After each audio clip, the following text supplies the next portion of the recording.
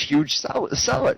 And Vince knows that he's, like you said, he's got a fan base. And maybe it's Vince basically saying, you know what, let's give this guy a few weeks to try to clean himself up, and let's reevaluate him at a later date. Maybe it's a case of Vince or somebody that's higher up really doesn't want to let this guy go just yet. But I believe at some point this week we're going to have Matt Hardy's release from WWE finalized. I think, like I said, I don't think it's so much like we just said, so much the talent of Matt Hardy. I think it's so much the dollar signs his merchandise brings in, Exactly. We know the guy has absolutely no promo skills whatsoever. I mean, the guy's a dork. The guy is a complete dork. You can clearly see this I don't mean to bash the guy. And then let me say this. Even his brother doesn't have mic skills.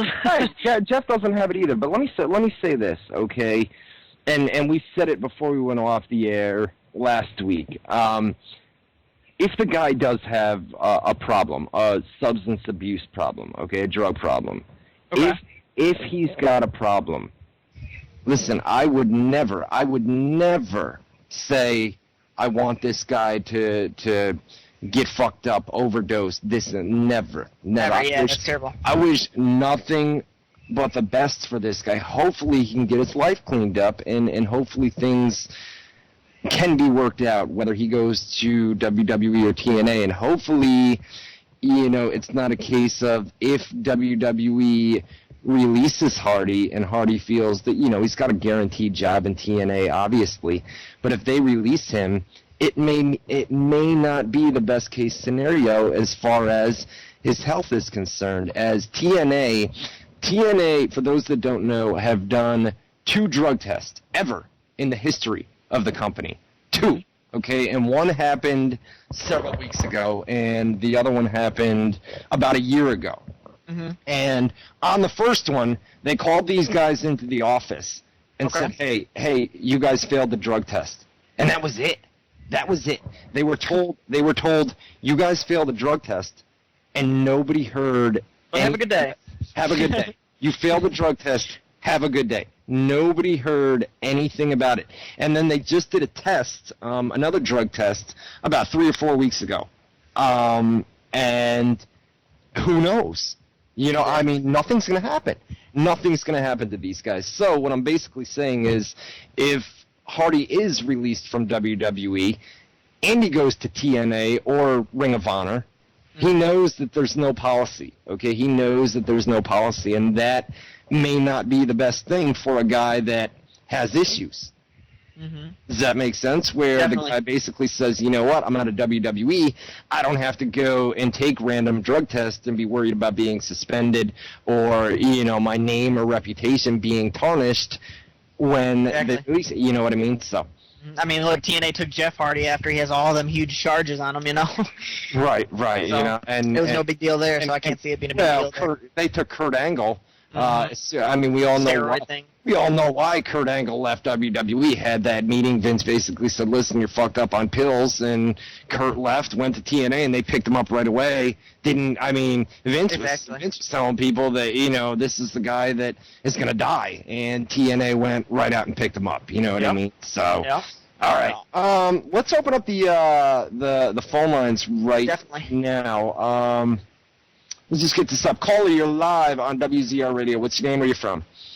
Oriskany. What's up? About the Jeff Hardy or the Matt Hardy situation. The fact is if you notice, a lot of WWE or former WWE wrestlers have overdosed. I mean, they don't even. I mean, the fact is the Health and Wellness program could actually save lives, but they don't really determine. I mean, some of them have died. I think basically what you're saying is, in the case of Matt Hardy, is kind of like what I just said. In the case of Matt Hardy, is if he's released from WWE, he can go out and he can do anything he wants because he's not going to be drug tested in TNA. I mean, they got too many yes men in some of these promotions. They don't give a shit. Oh, well, I mean, it's not only on the promotion. I mean, it's on the person themselves. They got to be responsible and make they're going to make their own life decisions no matter what. Well, you like Chris says, you can't blame WWE. I mean, people have. No, I'm not saying that. It's also too. There was an interview with Roddy Piper saying about the drug use in the '80s, they did coke, and then they would do a show. They would party all night, and he would snort a line of coke before, the show. Oh, yeah. You know? Oh, yeah. Well, and back in the 80s, it was a lot worse. I mean, I can tell you right now that out of any pro wrestler within the industry, I mean, WWE, TNA, Ring of Honor, I guarantee you that 90% of those guys use painkillers. I mean, 90% of those guys use painkillers. And I'll tell you what, the Soma thing, the Soma ban that they did a week or two ago, that is... still there? My phone died. No, I'm still here. That is big news. The Soma ban is huge news within WWE, and that is going to piss a lot of people off. Especially with Linda running for Senate. I mean, that's just fuel for the fire. Well, the banning of Somas is actually good. Good for her. Yeah. No, what I mean to say is that you got a bunch of people that are hooked up on, roids or any other. Well, nobody's going to come out and admit that these guys are hooked up on roids or painkillers. Nobody's gonna freely admit that in WWE. But the fact of the matter is 90% of these guys are on painkillers. And don't get me wrong, a lot of guys have scripts. Everybody that does painkillers has scripts. Oh yeah, otherwise, I know. If they failed a wellness policy test, they would be suspended if they didn't have a script. But, I mean, now it doesn't matter if you have a script or not. Right. Yeah. So also, too, look at Umaga. I mean, he was, a phenomenal wrestler. Right. And he overdosed? He overdosed, correct. Yeah. I mean... So where are we going with this? About the, Matt Hardy situation. I mean, he fucked himself up. Well, if he fucked himself up, right? Bad life decision. Well, he wants out of I don't know. He wants out of WWE, and he obviously wants out of WWE. And hey, if he fucked himself up, he fucked himself up. You know what I mean? Exactly. It's his choice. Can't put that on WWE, TNA, or any other. Yeah, we're taking live phone calls, guys. 518-712-3070. Once again, 518-712-3070. Give us a call right now. Caller, you're live on WZR Radio. What's the name? Where are you from? Hello, this is D. Cross. What's up? What's up, buddy? Yeah, I just got a little question. I got a little question to ask. Hold up. I'm getting a little delayed. Give me 1 second. All right, what you said? You're live, baby. You're live. What's up? What's on your mind? Man, what's up? This is D. Cross. I'm calling straight from the Bronx, New York. No doubt. Now, I'll jump subject a little bit because I know y'all was talking about the drug issue and Hardy and all that. Right. But I want to talk more about like TNA and as far as like the way they switched everything up. Because I'm so used to I've been a TNA fan for a couple of years and I've been so used to TNA, with the 6 sides. And they just switched that whole thing up. And that's one thing I could never understand. And I feel them doing that, they actually taken away from the fans. They're taking away from the ratings because it was something different. It was like watching a blend between UFC and wrestling. You know what I'm saying? Like it was like that's the way I liked it. Like even when they used to throw the 6 sides of steel. It used to be beautiful. Right. Well, the thing about the 6-sided ring, when Bischoff and Hogan came into the company, their philosophy was 4-sided ring. There was, they came in and they made the call to switch things up and take it to a 4-sided ring. Hogan and Bischoff were the main 2 guys that were behind that, basically saying that pro wrestling has always been about a traditional 4-sided ring, and they took out the 6 sides of. There's nothing. They said there's nothing different you can do in a 6-sided ring. Like evolve. Right. I gotta let you go, my man. I got a lot of calls coming in, man. God, that 6-sided ring, Jesus, they switched that off long ago, man. Yep. Long ago. I mean, guys, here's the. Let me just say this, Chris, and then I'll let you get to your thought. One thing here, guys, is we only have one open line here on a weekly basis. So if I'm on the if we're on with somebody, if somebody's on the air, just wait until we hang up, and then as soon as we hang up, bang, give us a call, and we'll be able to get you in that way. That would work out much better. Caller, you're live on WZR. Or Chris, what were you going to say?